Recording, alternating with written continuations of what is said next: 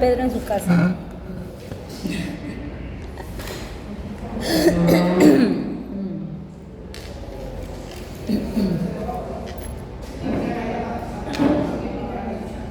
Sí.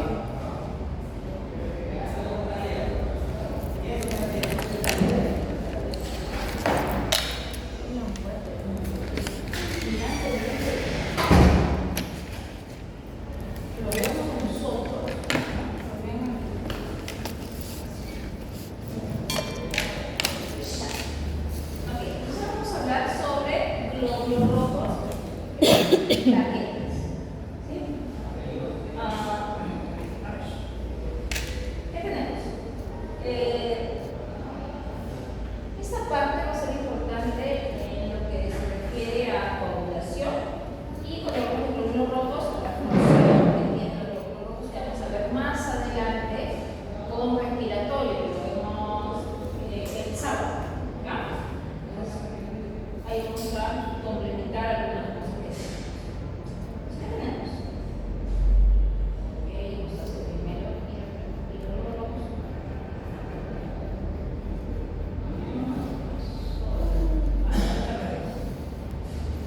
¿Qué quiere hacer? ¿Mostaza primero o glóbulos rojos primero? ¿Cuál? Glóbulos rojos. Glóbulos rojos. Glóbulos rojos primero, no más. Ya. Vamos a hablar sobre los glóbulos rojos.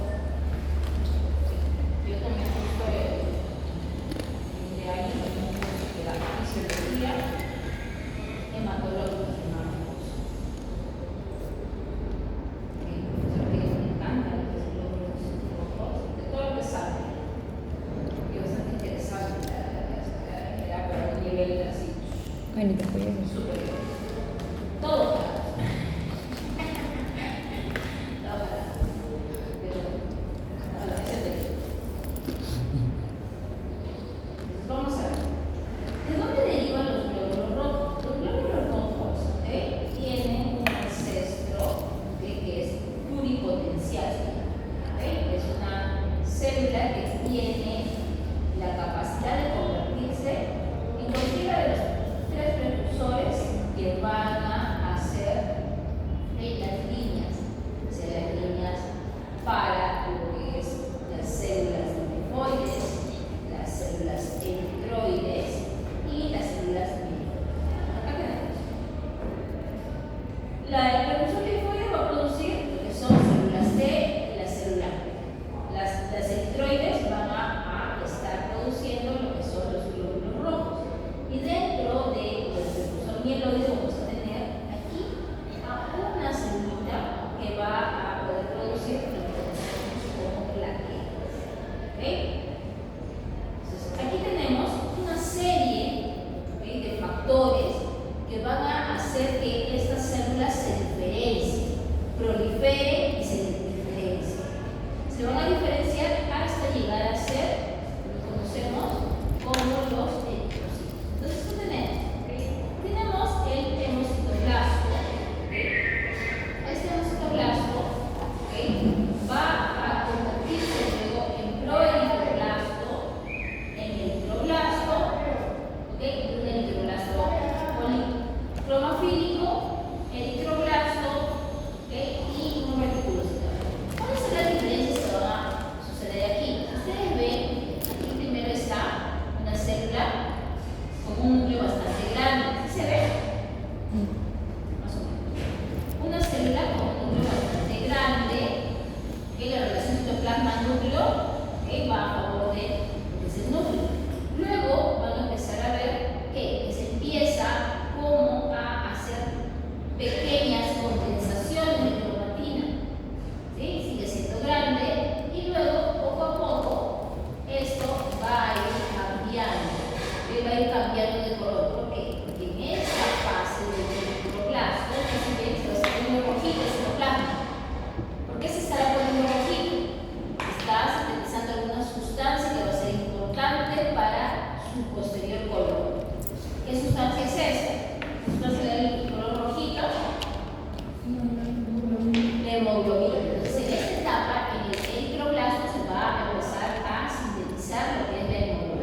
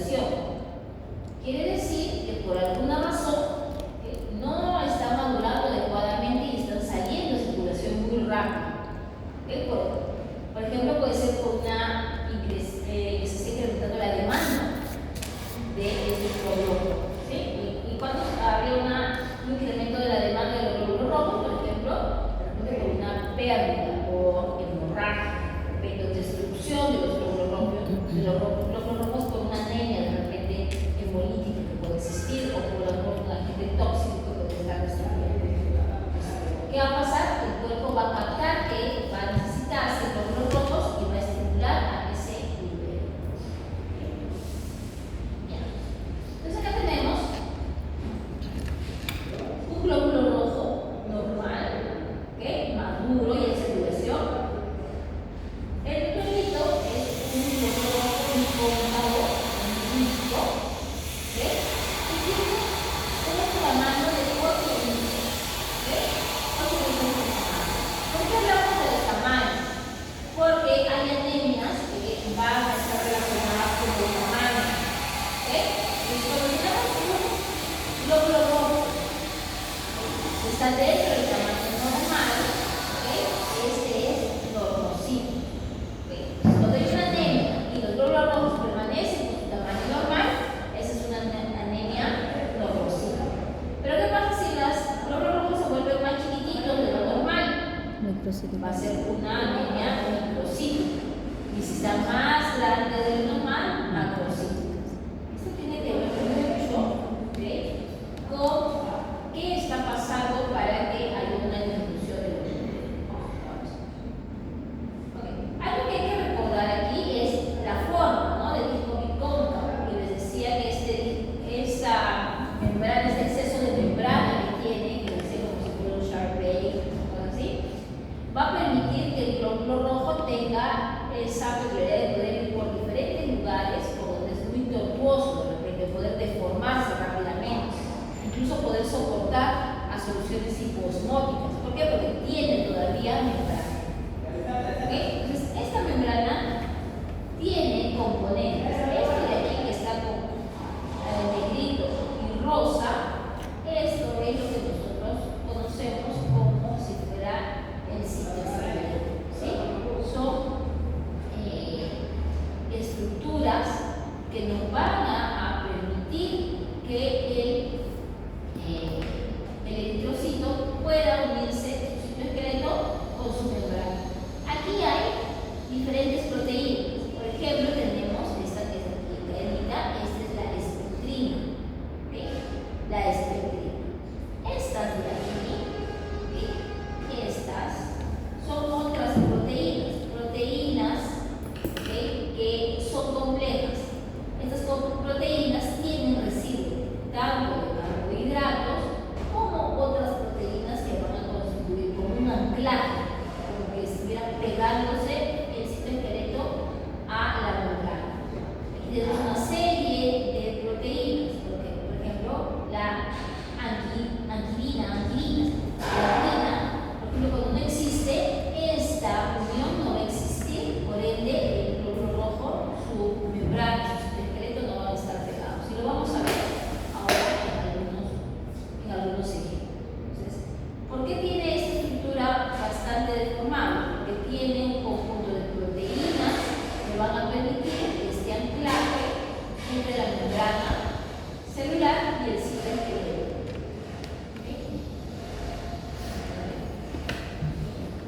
Luego, vamos a hablar de dos términos importantes respecto al número de glóbulos rojos.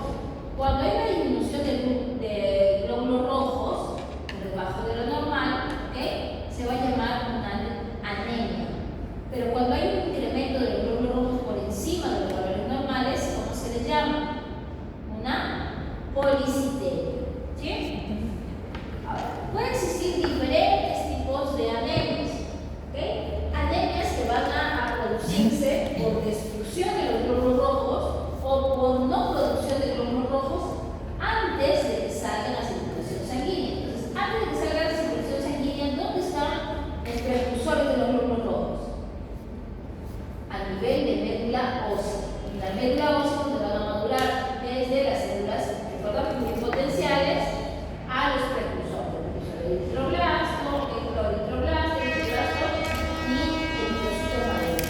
Entonces, pueden existir diferentes factores. Por ejemplo, si se inhibe, ¿okay?, o hay defectos en la diferenciación de esta célula madre, esta célula pluripotencial, ¿cómo se va a llamar esa afección? Se va a llamar una papilopatía. de general de la pandemia, pues, ¿qué va a pasar? No va a haber precursor eritroide, no va a haber precursor linfoide, no va a haber precursor mieloide, ninguno de ellos. Por eso que se le llama una panquilopatía. ¿Sí? ¿Qué pasará si es que ahora tenemos, por ejemplo, una alteración en los precursores del tipo eritroides? ¿Por qué?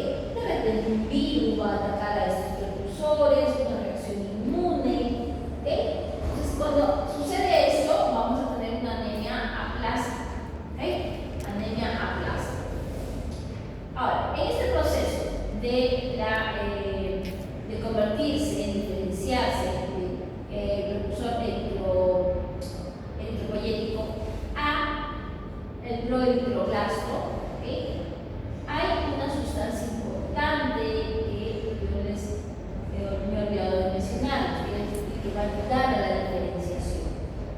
Este es la eritropoyetina. Es otra hormona que produce el riñón. Tenemos dos que produce el riñón, como hemos dicho. ¿Recuerdan? La renina y ahora la eritropoyetina.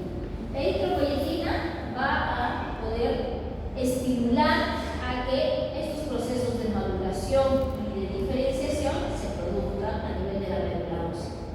Entonces, ¿qué pasará si hay una falla renal? ¿Qué pasará si ese riñoncito no está trabajando de manera adecuada? No podrá producir eritropoyetina.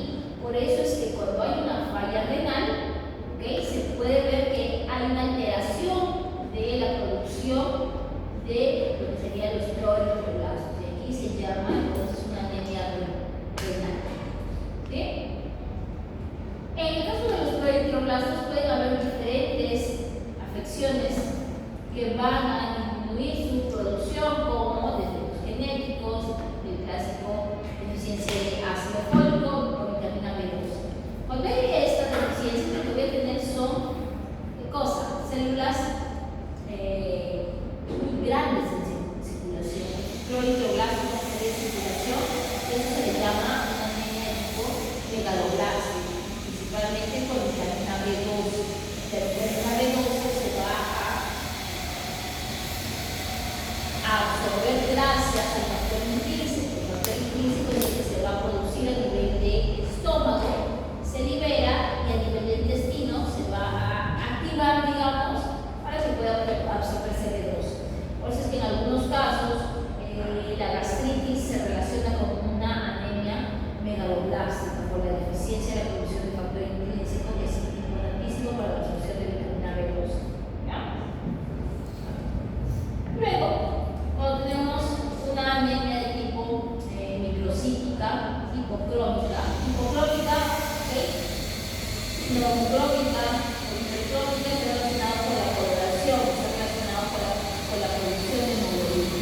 Entonces, en este caso, cuando hay una anemia microcítica hipocrónica, van a haber deficiencias tanto en el hierro, se va a haber deficiencias en la síntesis de las proteínas como la globina para la producción de hemoglobina, deficiencia en la síntesis del grupo B1. Todos ellos están relacionados a la hemoglobina, va a haber deficiencia en la síntesis de hemoglobina. Por eso es que podría producirse una anemia hipocrónica. Y ya cuando el eritrocito está en circulación sanguínea, es como el eritrocito, puede suceder una serie también de eventos que van a destruir al glóbulo rojo, que se le llamaría una anemia hemolítica. Y esa anemia hemolítica puede suceder ya sea por daño, alteración de la membrana celular, tóxicos, algunos parásitos, reacciones inmunitarias, etc. Porque yo le puse una sangre que no era, le puse al animal y eso causó una. ¿Sí? ¿Está bien? Sigamos. Entonces, vamos a ver aquí el papel de la eritropoyetina. Entonces, ¿qué va a pasar? ¿Qué cosa les dije qué efecto tenía la eritropoyetina?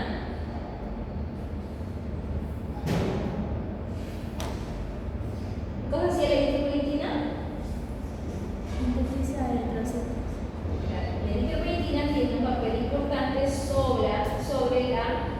eritropoyesis.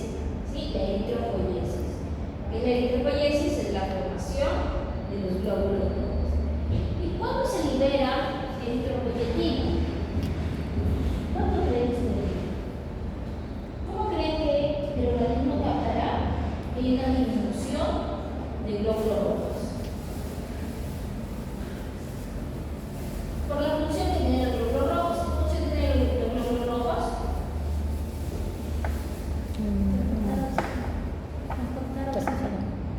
Transporte de oxígeno. ¿Sí? Entonces, cuando hay una disminución, miren, cuando hay una disminución parcial de oxígeno, esto lo vamos a captar en las células del riñón.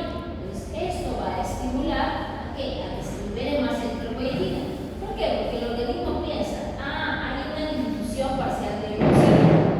Quiere decir que hay menos oxígeno. Entonces faltarán glóbulos rojos. Por ende, libera eritropoyetina para que se estimule el nivel de la médula ósea, los precursores,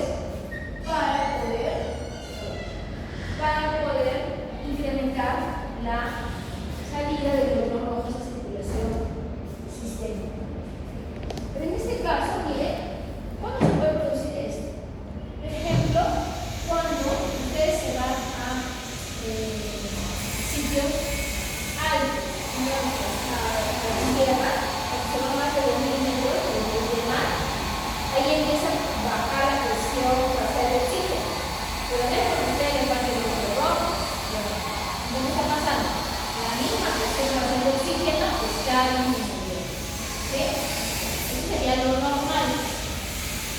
Pero ¿qué pasaría? ¿Sí?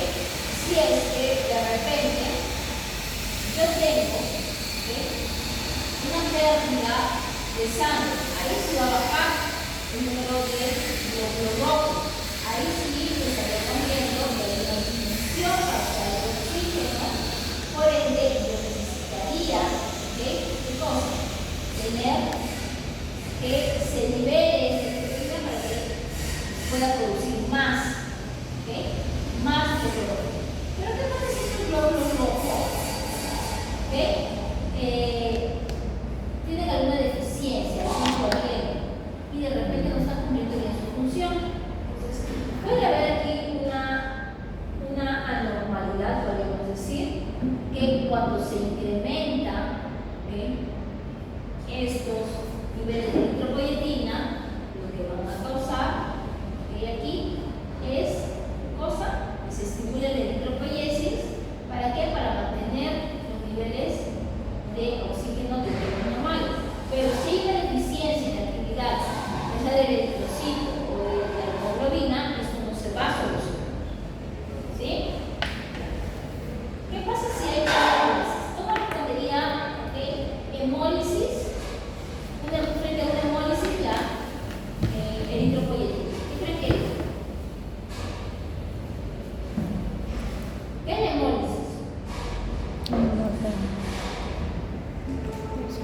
Lisis de los glóbulos rojos, destrucción de los glóbulos rojos. ¿Qué es la disminución de los glóbulos rojos? ¿Qué pasaría?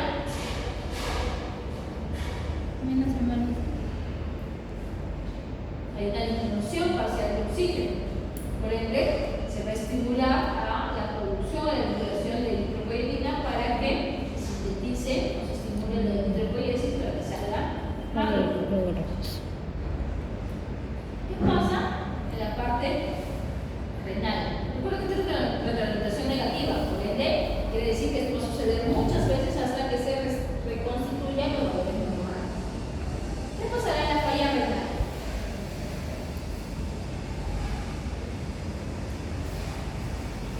¿Por qué cuando hay falla renal? Miren, a pesar que hay una disminución de la presión parcial de oxígeno, la eritropoyetina está bajita.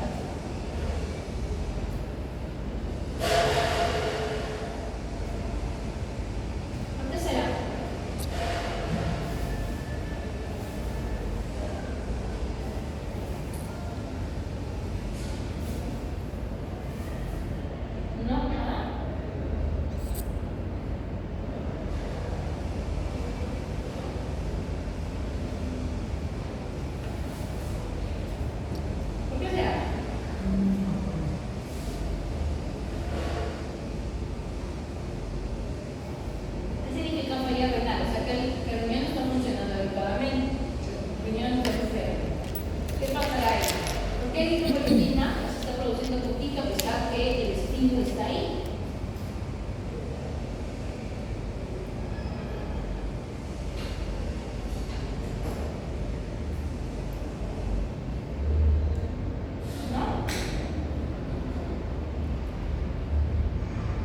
¿Dónde se produce eritropoyetina?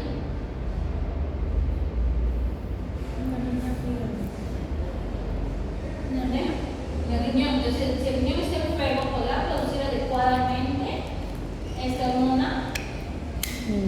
No, esa es la razón. Cuando hay una falla renal, el corazón no está funcionando bien, por ende no va a poder producir adecuadamente esa eritropoyetina. Por ende, no va a poder responder a esta disminución de la presión parcial de oxígeno. ¿Sí?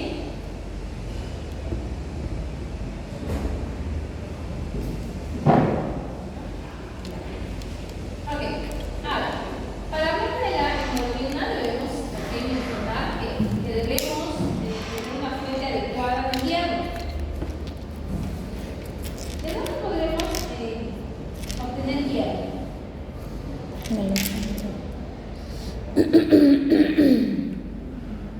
De transporte de lentejas. ¿De dónde? De la alimentación. Es una de las fuentes donde vamos a tener nosotros hierro. Ahora, ¿habrá hierro almacenado? ¿Qué es? Sí, tiene hierro almacenado a nivel de hígado. ¿Ok? Entonces, ¿qué vamos a ver? El papel importante que es el suministro diario de hierro. El hierro, ¿ok?, que va a absorberse a nivel intestinal y luego pasará a hígado para que se almacene y a partir de hígado este lo irá repartiendo a donde se necesite. Vamos a ver cómo se da la absorción. Aquí tenemos nuestro hierro, hierro 2, hierro 3, ¿ok? ¿Qué va a pasar? Aquí nosotros, si vemos, el hierro 2, acá está. El hierro 2 como tal es el que va a poder pasar a través de un cotransportador. Va a pasar al hierro con hidrogeniones, ¿ok? Solo como hierro 2. Este hierro 3, miren, necesita convertirse en hierro 2 para recién absorberse. ¿Sí? Una vez esté ya dentro del eritrocito, este hierro 2 se va a convertir en hierro 3, ¿ok? Y también va a cambiar, va a cambiar la anión para que pueda viajar por medio de la transferrina, convertido en hierro 3, hacia lo que sería el hígado. ¿Sí? Entonces, entra por hierro 2, se convierte a hierro 3 para que pueda salir. Aquí está la transferrina. La transferrina va a llevar al hierro hacia hígado. En algunos casos, si lo necesita, va a llevar este hierro a nivel de médula para que se sintetice los glóbulos rojos. En el hígado, este hierro se va a poder almacenar, ¿ok?, como hemosiderina y luego, cuando se necesite, puede nuevamente convertirse en hierro. Cuando se necesite, este saldrá y será llevado a donde lo necesite. Ahora, no solamente consumir hierro es una fuente, sino también vamos a ver que los macrófagos, cuando producen o cuando realizan la hemocateresis, la destrucción de los glóbulos rojos, van a reciclar no solamente el grupo M, sino también, van a reciclar específicamente, por ejemplo, el hierro. Van a reciclar el hierro para poder de nuevo reutilizar.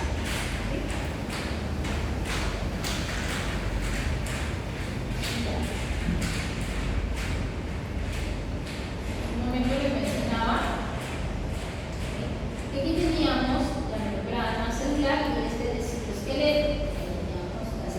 endorfinas, y lo que veíamos era una alteración de esta unión de la membrana con el citoesqueleto. ¿Esto qué produce? Produce el glóbulo rojo que esté así, como una bolita. Esto se llaman los esferocitos. Estos esferocitos, empiezan así a proliferar por una deficiencia que hay acá a nivel de su membrana. Entonces, ¿qué va a pasar?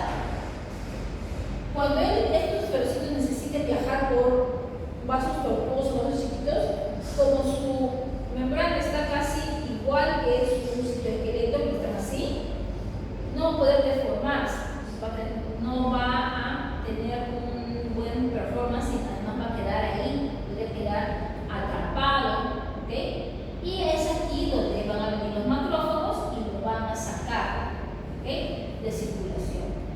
Y esto es lo que conocemos como la hemocateresis. ¿Qué más? Aquí solamente para mencionárselo, porque vamos a ver en el respiratorio un poquito más, vamos a hablar un poquito de lo que es la hemoglobina. Entonces, la hemoglobina es una proteína compleja que está compuesta por 4 grupos E y 4 cadenas de globina. Esta es grupos M, ¿sí? Aquí están las cadenas de globina, y aquí vamos a tener que en cada lugar van a tener un espacio para poder anclar lo que es el oxígeno. Entonces, una hemoglobina puede transportar hasta 4 moléculas de oxígeno. Cuando nosotros hablamos de la saturación de la hemoglobina, vamos a estar hablando de cuántos oxígenos puede estar llevando. Si está saturado al 100%, ¿qué quiere decir? Todas las hemoglobinas tienen sus 4 moléculas de oxígeno. Si es al 75, digamos que son 3, si es al 52, si es 25, 1, si no está nada saturada, va a ser 0. ¿Sí? La hemoglobina es muy buena. ¿Por qué? La hemoglobina cumple su función, que es una proteína transportadora. Entonces, ¿qué cosa hace? Agarra el oxígeno, lo lleva y lo suelta. Agarra, lo toma y lo suelta. Diferente, es la actividad, por ejemplo, de bioglobina. Bioglobina tiene una relación tóxica con el oxígeno. Lo toma y no lo deja. Tiene una afinidad muy alta, muy alta. Lo vamos a ver cuando comparemos la curva de distribución de la biohemoglobina con la hemoglobina. ¿Sí?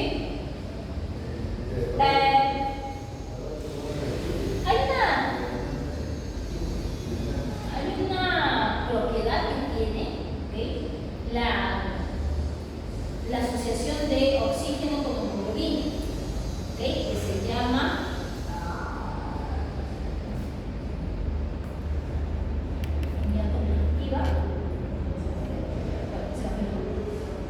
que nos habla acerca de que cuando el oxígeno se une a la primera hemoglobina, al primer grupo M, este va a tener más afinidad por el segundo, y cuando se une al segundo va a tener más afinidad por el tercero, y así por el cuarto. Entonces, por eso es que vemos una curva de distribución de oximoglobina como si fuera una S. ¿Sí? Ya. ¿Qué más? ¿Qué más debemos recordar? Aquí. Siempre el hierro, siempre va a estar en estado ferroso. Es la manera como él va a poder captar el oxígeno. ¿Sí?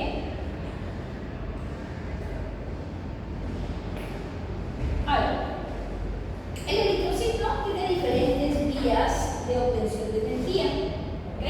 Una es la glucólisis anaeróbica. Una es esta ciclo de las pentosas, pero con una vía alterna. Y acá hay otra que es también que es mediada por NADH, que va a venir con la formación del 2,3-difosfoglicerato o difosfoglicerato, que nos va a estar hablando acerca de esta obtención de energía, y lo vamos a ver más adelante. ¿Sí? Entonces, ¿cómo tiene energía? Por glucólisis anaeróbica y el ciclo de las pentosas principalmente. ¿Sí? Cuando hablamos de glucólisis anaeróbica,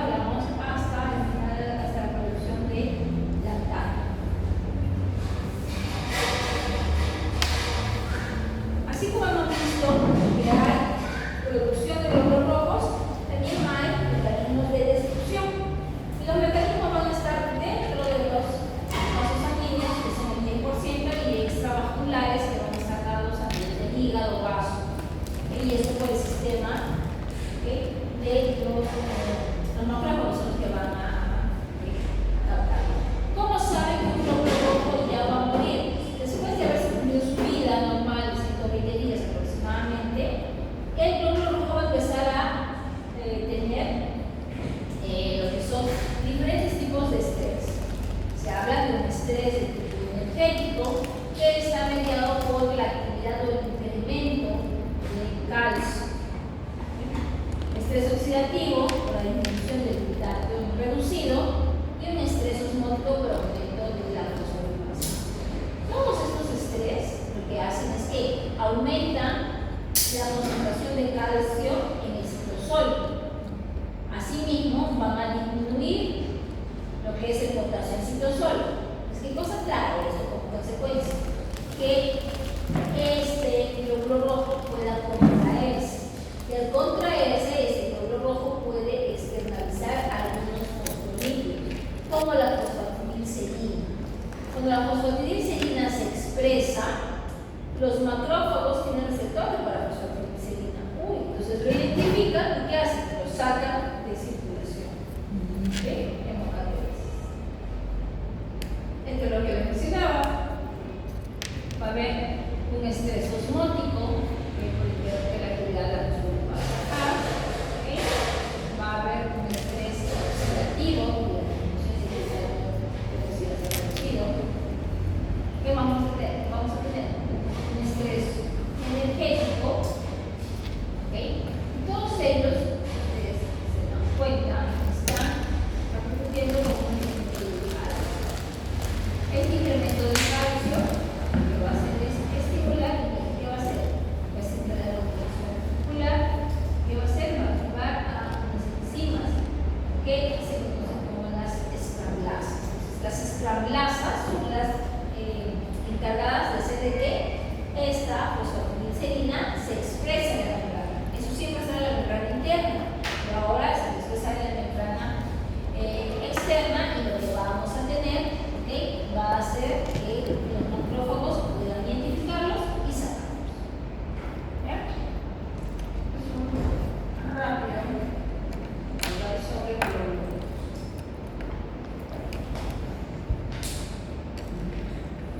¿Se relajan que no hemos visto? ¿Ya?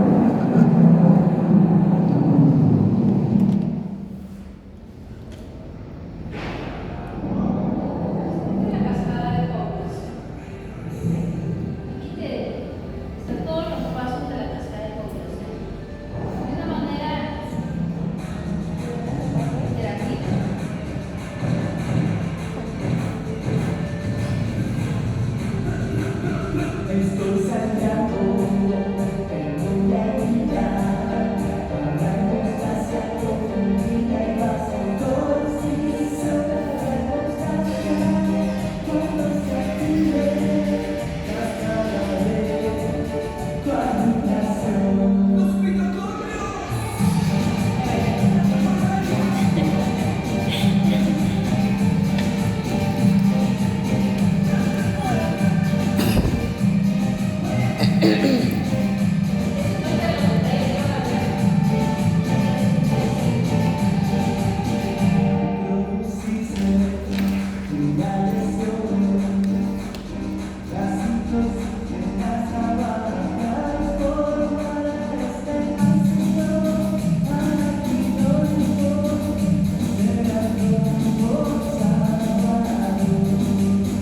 Ambas los pasos, esta fase.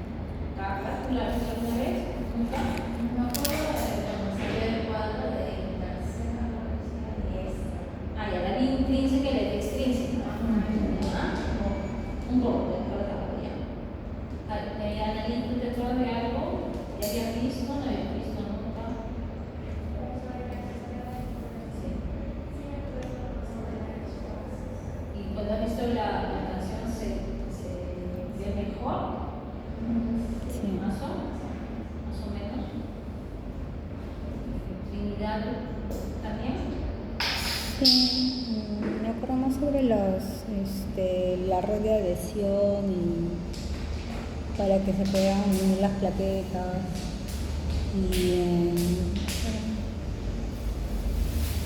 bueno, esa primera fase, ¿no? La primera fase mejor. Sí, me acuerdo más o menos la fase de adhesión, que se forma activación, el tanque plaquetario y las vías extrínseca e intrínseca. Y tanto complementario. ¿Te acuerdas? ¿Ves la manera más sincera?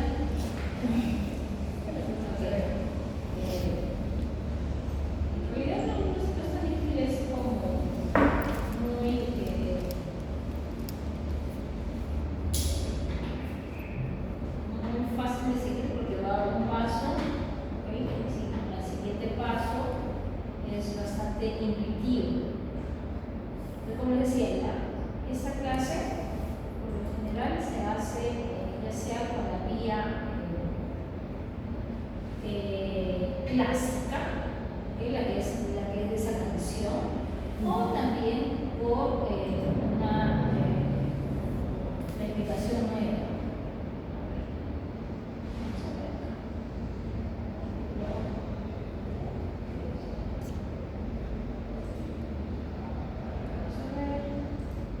La hemostasia es una serie de reacciones defensivas rápidas que se desencadenan para detener el sangrado excesivo y promover la curación después de una lesión vascular. Es una respuesta altamente localizada, gobernada por factores de coagulación y plaquetas, que comienza solo en el sitio de la lesión. La lesión o el trauma se producen en la fase vascular, donde los vasos sanguíneos se contraen rápidamente para reducir el flujo sanguíneo. La fase plaquetaria sigue a la vasoconstricción, donde el colágeno del revestimiento de células endoteliales dañadas inicia la adhesión plaquetaria. Estas plaquetas localizadas activan y liberan varios compuestos para atraer más plaquetas, formando un tapón de plaquetas suelto en el sitio de la lesión. Este proceso se denomina agregación plaquetaria. Además, las plaquetas también liberan factores de coagulación, implicados en las reacciones de la fase final de coagulación. Los factores de coagulación convierten la proteína plasmática fibrinógena en hebras de fibrina insoluble, formando una red que solidifica el tapón de plaquetas hasta convertirlo en un coágulo estable.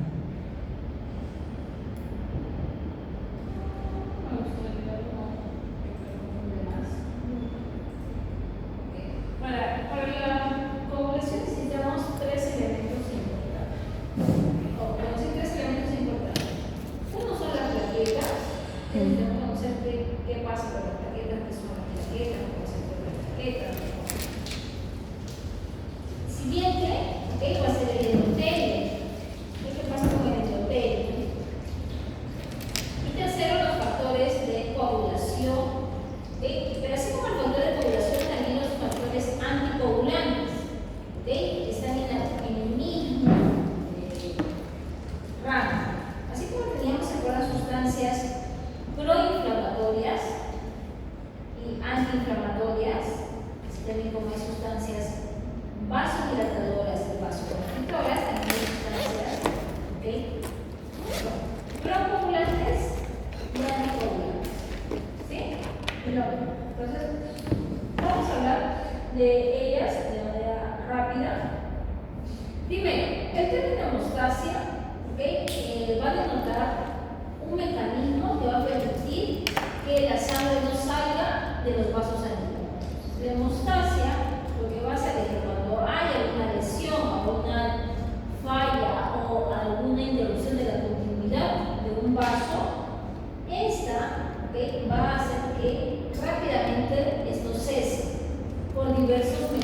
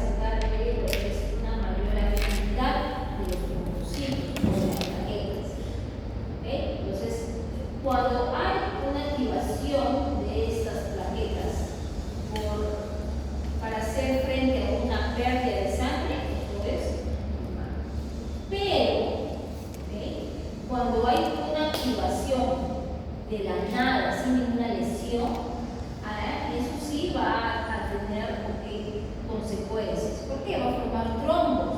Los trombos que pueden hacer, pueden alterar vasos muy pequeños, pueden causar isquemia, ¿okay? Pueden causar el bloqueo, la muerte de cierta parte. Entonces, por eso es importante lo que es la trombosis. Las plaquetas, ¿se acuerdan? Tenían un precursor de qué línea.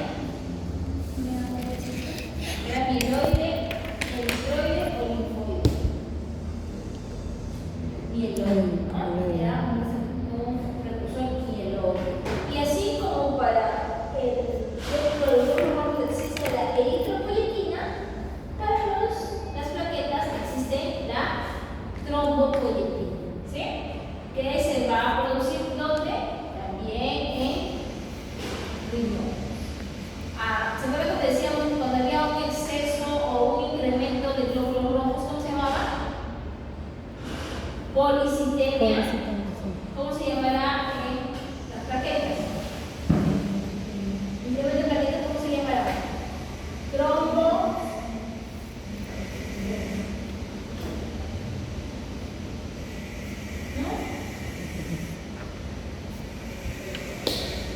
Una disminución de plaquetas. Trombocitopenia. Hay una trombocitopenia. Trombocitosis es el incremento de número de plaquetas. Entonces, ¿qué tenemos? Cuando vemos unas plaquetas, ¿qué dice el nombre? ¿Por qué dice el nombre de plaqueta? Pues es como un platito. Y las plaquetas van a derivar de quién? De una célula grande que se llama el megacariocito. En realidad las plaquetas no son células, sino son pedacitos o fragmentos de células, fragmentos del megacariocito. ¿Sí? Eso hay que tomarlo en cuenta. ¿Qué más? Vemos que las plaquetas tienen una vida media bastante corta, una larga, como lo hemos visto en los rojos, que hacen 120 días. En las plaquetas tenemos que es un promedio hasta de 9 días. Pueden almacenar a nivel del vaso y son obviamente menores en cuanto si nos comparamos con otros biólogos. Entonces, ¿qué va a pasar?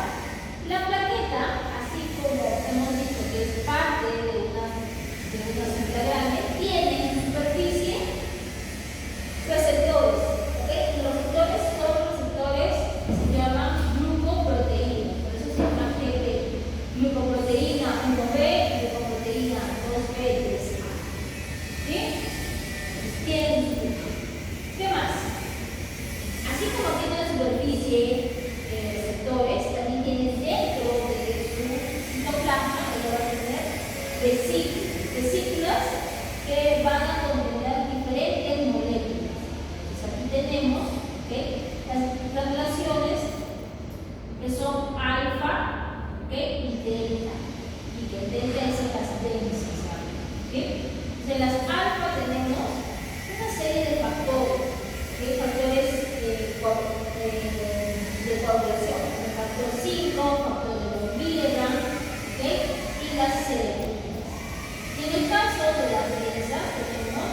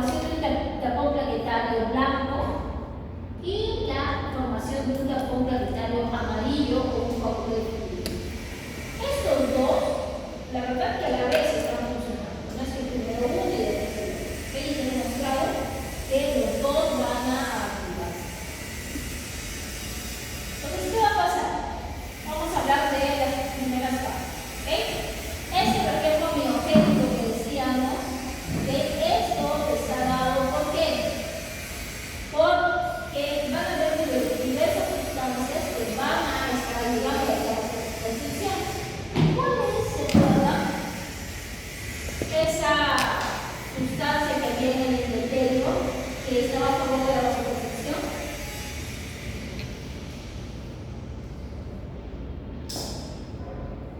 Si es del endotelio, le llamarse Líquido. endotelina.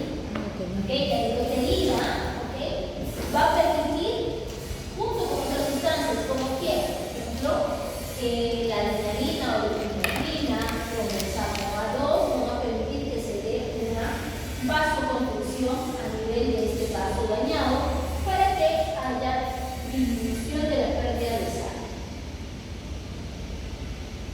¿Sí? ¿Está? En el caso de la segunda fase, que es la parte plaquetaria, en la parte plaquetaria, lo que vamos a ver es cómo las plaquetas van a ayudar a tratar de evitar que se pierda la sangre. Entonces, ¿qué cosa pasa? Aquí hay un vaso sanguíneo rotito, se ha cortado.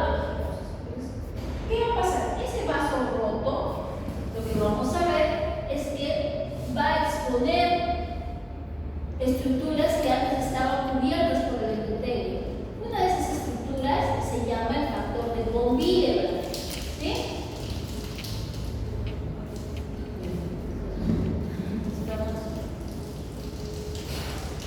Es el vecino, ¿no? No, la tubería de agua. ¿Yo tubería de agua? Sí, ahí está. Uy, qué miedo. Uy, salió. Una rata.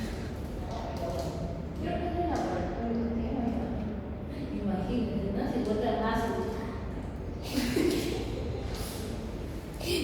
Se ríe. Como no hacen muchos experimentos de eso, no creo. No, no.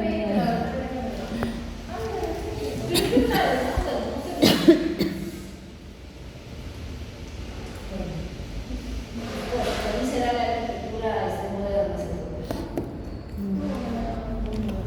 Qué miedo, no me da cuenta que era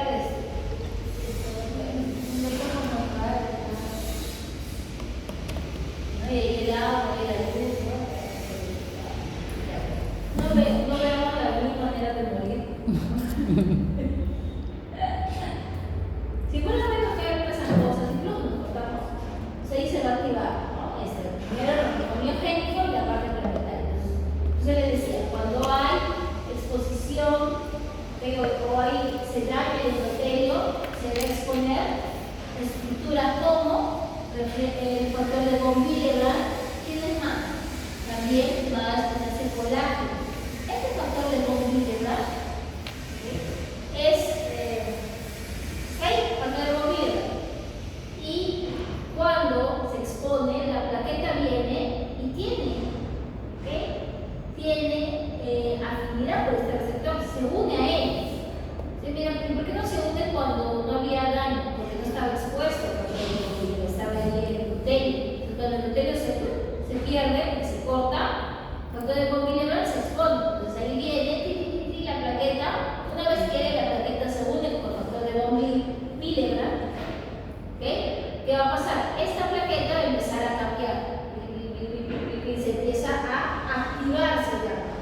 Cuando se empieza a activar, la plaqueta empieza a salirle como unas patitas. ¿Ok? Es un pseudópodo. De esa manera permite que pueda interactuar con más plaquetas. Entonces, cuando cambia de forma, también empieza a liberar las sustancias que tenemos en sus gránulos. ¿Se acuerdan que vemos en sus gránulos? Entonces, estas sustancias lo que hacen es llamar a más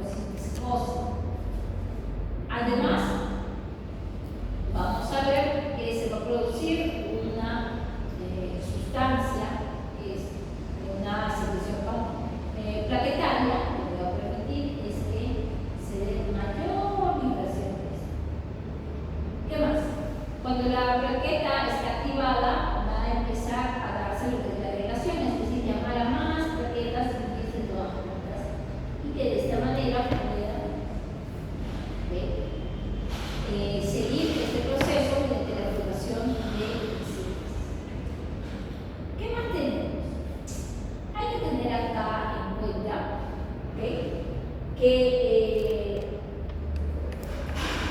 cuando nosotros hablamos de lo que son estas plaquetas activadas, no siempre vamos a tener unas que van a ser procoagulantes. Hay algunas que son no procoagulantes. ¿Ok? Entonces, ¿cuándo son no procoagulantes? Cuando no se necesitan. ¿Sí?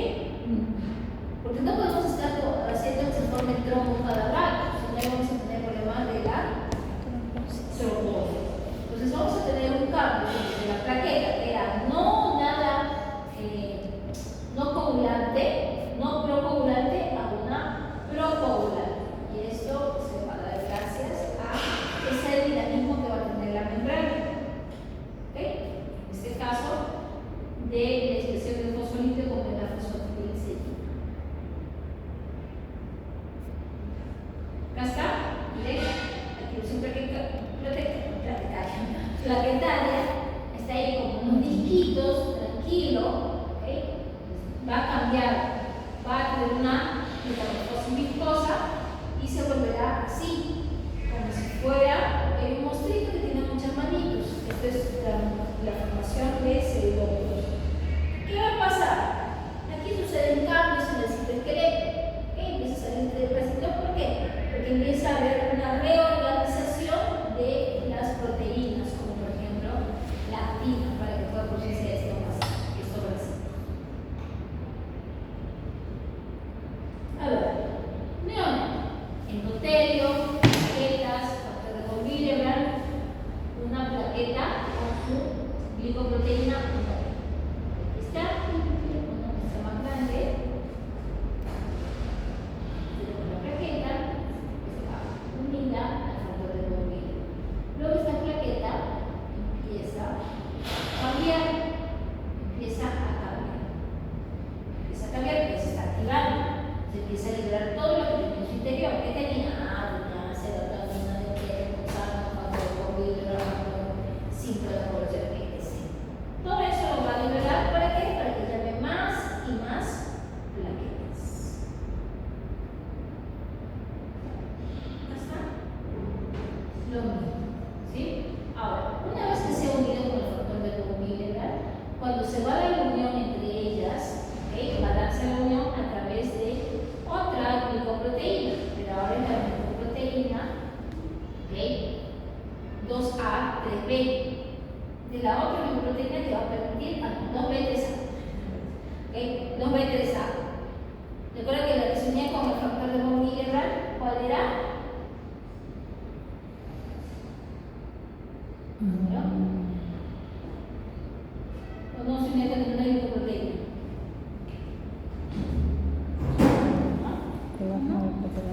Cuando se unía la plaqueta con el factor de von Willebrand, ¿qué glicoproteína era? Fosfatidilcerina. ¿Cuál? Fosfatidilcerina. Una glicoproteína, una GP.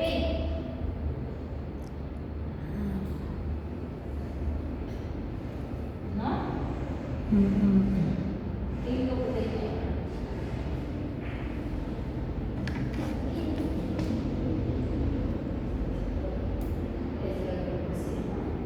Factor. Que se une al factor de von Willebrand. La 1B. Y aquí, cuando se une plaqueta a plaqueta, va a ser la 2B3A. Entonces, cuando están unidas, va a empezar a liberarse todas estas sustancias que van a llamar más y van a permitir la activación. ¿Qué tenemos luego? Se van a ver defectos en la producción o la función de las plaquetas que van a tener efectos sobre la actividad de esta.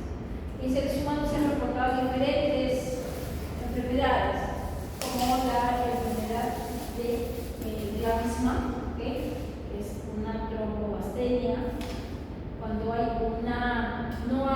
la plaqueta no tiene su receptor o su glicoproteína 2B3A, que es la que permite unirse como otra plaqueta, ¿se acuerdan? O cuando no hay la producción o se da la síntesis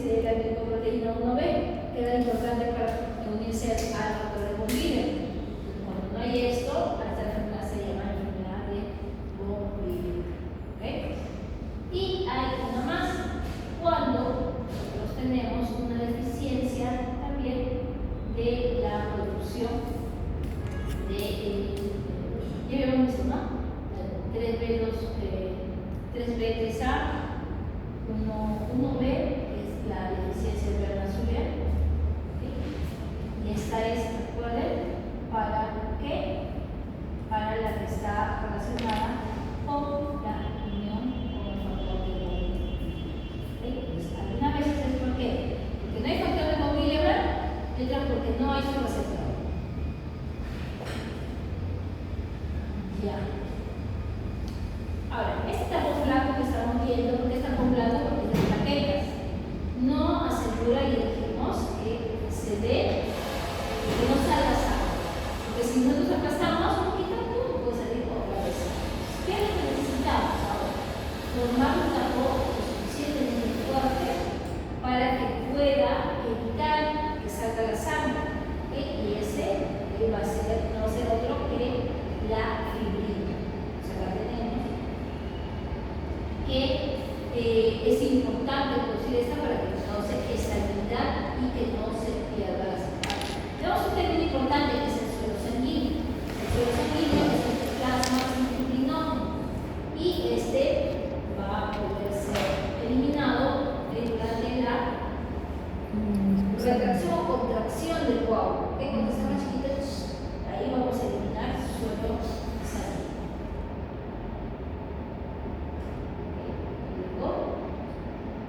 Se habla acerca de lo que es la coagulación sanguínea.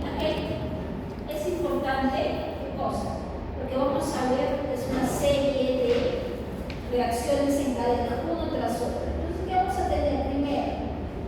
Vamos a tener que van a haber factores de la coagulación, pero que están inactivos. ¿Cómo vamos a saber que están inactivos? Porque dice, solamente están los números romanos y no la terminología o está un subíndice que dice A. Cuando dice A es que está activado, que tiene actividad. Que si no tiene A, no está activado.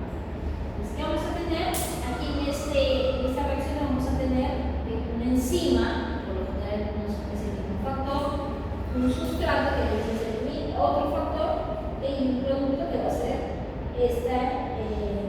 muchas veces sustrato activado. ¿Qué va a pasar? Nosotros vamos a tener tres etapas. Una donde se va a producir la protrombinasa o trombinasa, que es una molécula que va a permitir que se active la trombina. Y aquí tenemos ya la activación de la trombina, por el efecto de este número 1. Y luego de la trombina se va a dar la formación de la fibrina. Cuando hay fibrina, mucha fibrina, este tapón ya va a ser el amarillo, el más fuerte. Aquí tienen los diferentes factores de coagulación que mencionaba, todas son enzimas. Toditas son enzimas. Hay algunas que están con K, eso quiere decir que son dependientes de vitamina K. ¿Sí? Si hay una inhibición de la vitamina K, podría darse una muerte porque no hay estos factores. ¿Sí? Es muy importante es la protrombina. Recuerden que ya están como números romanos, que contienen lo que sería el A, que es de activado. ¿Sí? Pero este se va a activar solamente cuando pueda unirse a un sustrato y pegar. ¿Qué más? Tenemos diferentes también sustancias que van a producir, por ejemplo, las plaquetas, que están relacionadas también con la coagulación, y también nos faltan algunos factores anticoagulantes que van a ser parte de lo que es la coagulación. Este es un factor 7, y el factor 7A activado, que ya va a tener, porque es actividad para poder realizar todo el proceso. Esta es la estancada de la coagulación, la vía intrínseca y la vía extrínseca del vía común. Esto es, como se dice, lo clásico que se estudia. ¿Sí? Aunque ya no se debe estudiar así, porque está como limitando. Esto se estudia a la par. Sí, ahorita lo vamos a ver. Entonces, ¿qué pasa? Miren, aquí lo que se conoce como la vía común es cuando se va a activar el 10. Dense cuenta de que aquí está factor 12 y acá está 12 activado. Si está 11 activado, 8 activado. Entonces necesita activarse para poder generar cantidad. ¿Qué tenemos? Esta es la vía extrínseca. Esta es la vía que se da por lesión tisular. ¿Sí? Por lesión tisular. Y esta se va a activar gracias al factor tisular que va a activar junto con el 7A y juntos lo que van a hacer es activar a nuestro factor 10. Activan el factor 10 y ahí se inicia la vía común. En el caso de la vía intrínseca vamos a necesitar la presencia de fosfolípidos.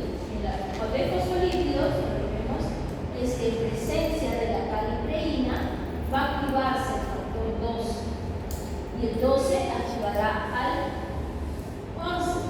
El 11 va a activar al 9 y el 9 al 8. El 8 es el que va a activar junto con el 9, van a activar la presencia de calcio y presencia de fosfolípidos, activarán al 10. ¿Para qué necesitamos al 10 activado? Para que el 10 junto con el zinc, con el calcio y con el factor y con lípidos puedan activar lo que es la protrombina. La protrombina aquí se convierte en trombina y la trombina tiene una reacción grande, empieza a activar más factores, más factores. De esta manera empieza a activarse mucha más trombina. Pero principalmente se menciona que cuando la trombina ya esté activada, esta va a catalizar la reacción para que se convierta el fibrinógeno en una fibrina, y esta fibrina es la que va a tener una estabilidad mayor. ¿Por qué? Porque va a necesitar este factor, el 13. El 13A le va a dar una estabilidad y esa fibrina va a estar. Vamos a ver esto en la clase, ya les veo muy cansados. ¿No? Vamos a verlo en la clase, ya en la práctica. Nos toca población. Están bien, no sé, lo veo muy acabados, menos hambre, estamos ya cuarta semana. Ya allá, por eso.